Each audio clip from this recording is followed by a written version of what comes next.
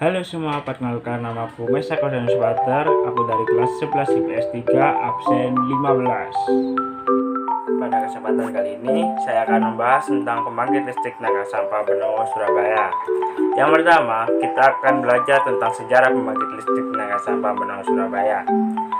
Berawal dari usaha menangani masalah sampah. Pembangunan PLTSA Benowo, Surabaya yang telah beroperasi sejak tahun 2001, namun diperkirakan hanya mampu menampung sampah selama 10 tahun. Sejak awal melibatkan peran sentral pemerintah kota Surabaya, pemerintah kota Surabaya melirik peluang pengolahan sampah menjadi tenaga listrik seperti yang dilakukan negara-negara maju.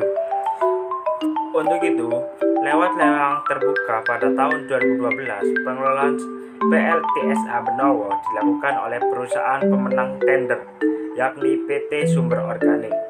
Perusahaan itu membayar sewa tanah dan set lainnya dengan nilai 3 miliar per tahun. Nilai sewa itu akan meningkat setiap tahunnya sesuai perjanjian pihak pemerintah kota Surabaya dengan PT Sumber Organik. PLTSA Benowo dibangun di atas lahan seluas 37,4 hektar.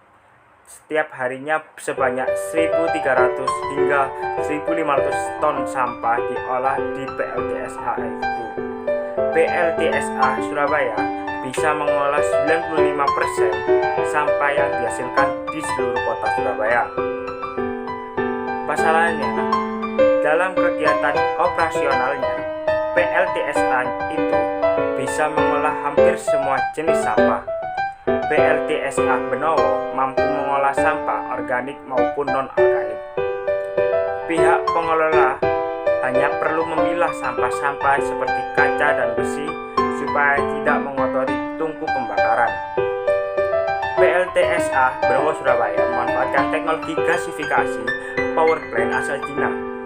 Gasifikasi merupakan proses pembakaran atau mengubah sesuatu menjadi arang. Tetapi pembakaran dalam gasifikasi hanya memerlukan sedikit oksigen. Uap panas yang dihasilkan dari proses gasifikasi itulah yang digunakan sebagai energi listrik. Pemerintah kota Surabaya bekerja sama dengan perusahaan listrik negara atau yang bisa disebut PLN terkait energi listrik yang dihasilkan oleh PLTSA Benowo. PLTSA Benowo menghasilkan listrik sekitar 12 MW. Dari total itu, sebesar 9 MW dijual ke PLN, sementara 3 MW untuk memenuhi kebutuhan operasional PLTSA.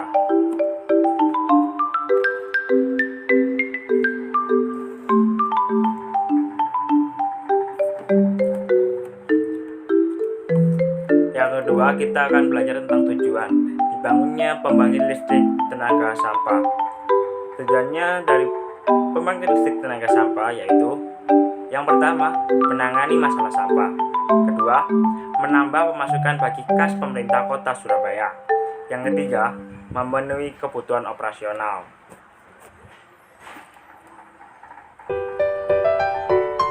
Yang ketiga adalah prestasi atau penghargaan yang telah diraih dari pembangkit listrik tenaga sampah Benowo, Surabaya.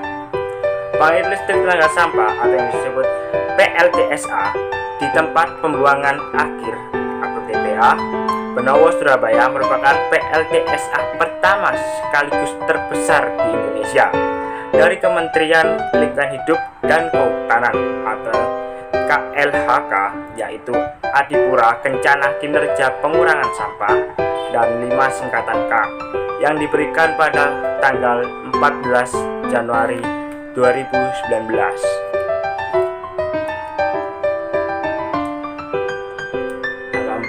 Sistem produksi atau bagaimana cara mengolah sampah menjadi energi listrik. Cara kerja PLTSA ini ialah sampah diolah sehingga menghasilkan gas metan yang kemudian dibakar untuk menghasilkan panas. Hasilnya digunakan untuk memanaskan uap untuk menggerakkan turbin uap yang tersambung pada generator sehingga menghasilkan energi listrik.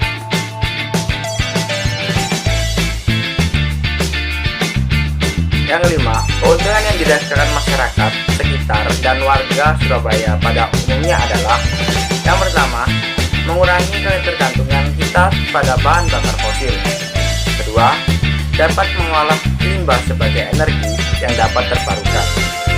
Yang ketiga, terpenuhnya energi listrik di beberapa wilayah sekitar Benowo, Surabaya. Yang keempat, mengurangi polusi tanah dan udara di sekitar PPA.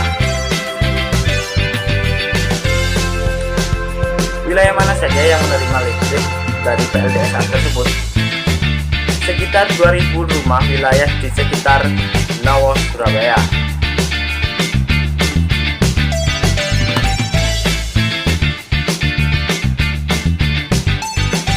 Sekian dari presentasi saya dalam membahas pembangkit listrik tenaga sampah Benowo, Surabaya.